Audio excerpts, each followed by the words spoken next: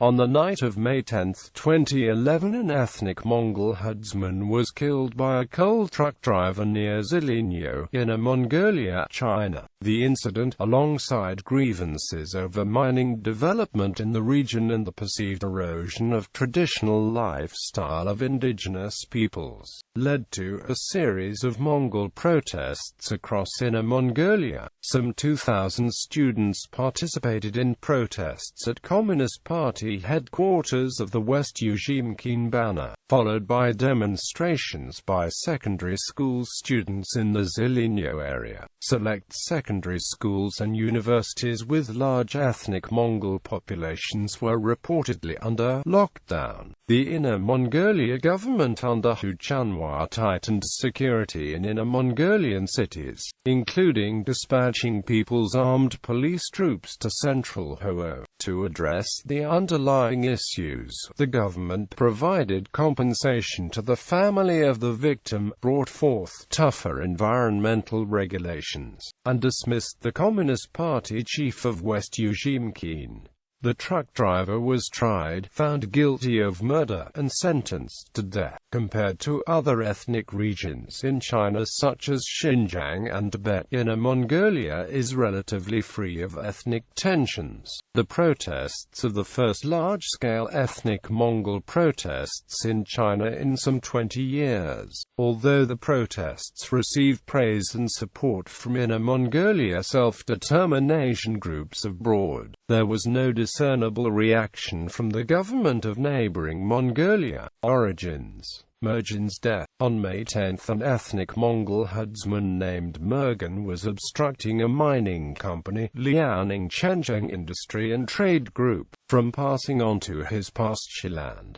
He was then hit by an ethnic Han coal truck driver named Li Lindong. After the collision, the herdsman's body was dragged for more than 30 meters. The local Mongol population was angered by the incident and organized protests at government buildings in West Ujimqin Banner on May 25.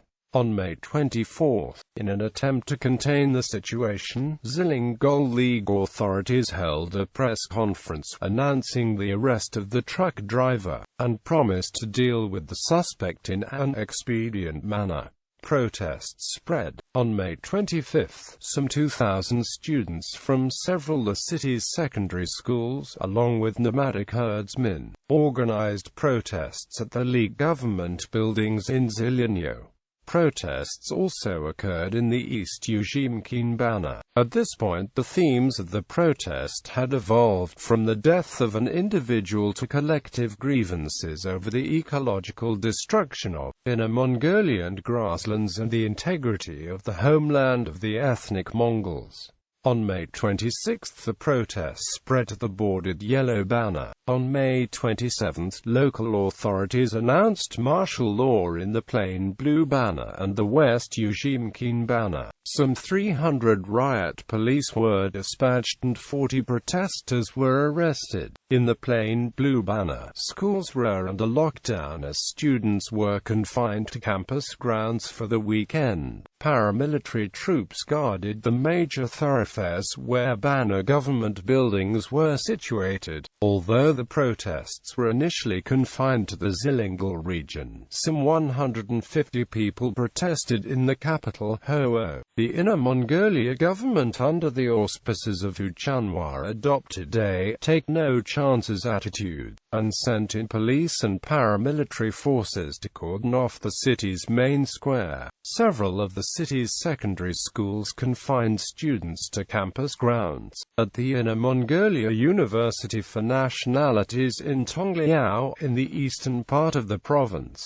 students were forbidden to leave campus grounds. The authorities also moved quickly to disrupt mobile and internet communications in an attempt to contain further unrest. Reporting. During the unrest, previously unknown pro-independence and annexationist groups like the Southern Mongolian Human Rights Information Center became sources for foreign media of unconfirmed allegations of tensions. Leading China to criticize overseas groups who it says are trying to play up this incident for ulterior motives. Initial Western media reports described the protests as ethnic unrest and likened them to the 2008 Tibetan unrest and the July 2009 Ürümqi riots. But the director of SMHRIC said that the protests were focused on legal rights for herders, and that they didn't mention higher autonomy or independence. An editorial in the Communist Party's Global Times criticized SMHRIC as having little connection to the local situation, and criticized foreign media for reading ethnic politics into the protests, saying that the protests saw no violence between different ethnic groups.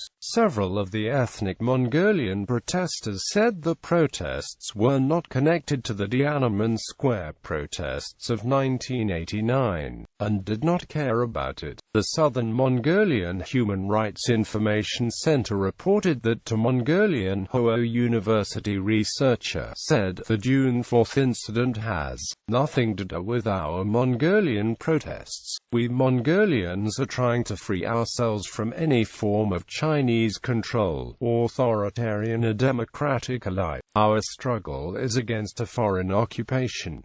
After the incident, China have accused unspecified foreign forces of exploiting the protests. Li Datong, a former editor of Freezing Point, was interviewed by Chinese version of BBC on May 30 on the issue. As early as the 1990s he has been in Xilinhot and warned of the misuse of the Mongol grasslands and related ethnic issues. He said that even when small minority groups are allowed to form representatives, often these representatives are not trusted. He further said that in the past, the Republic of China with the 5 races under one union allowed different races to live together. Aftermath. The suspected driver was arrested. The company's chairman, Joowwww, visited the deceased herdsman's family and bowed to relatives and apologized for his company's involvement in the incident. He promised to respect local people and protect the environment. The deputy party secretary for Inner Mongolia also visited the herdsman's family to express his grief, saying that the suspects would be severely punished according to law. While the Communist Party chief of Xilinhot was dismissed, the family was presented with 10,000 yuan, and the government announced changes in mining rules to lessen the industry's impact on residents and the environment. Li, the truck driver, was publicly tried and found guilty of murder in the Intermediate People's Court of the Xilinhot League. He was sentenced to death on June 8.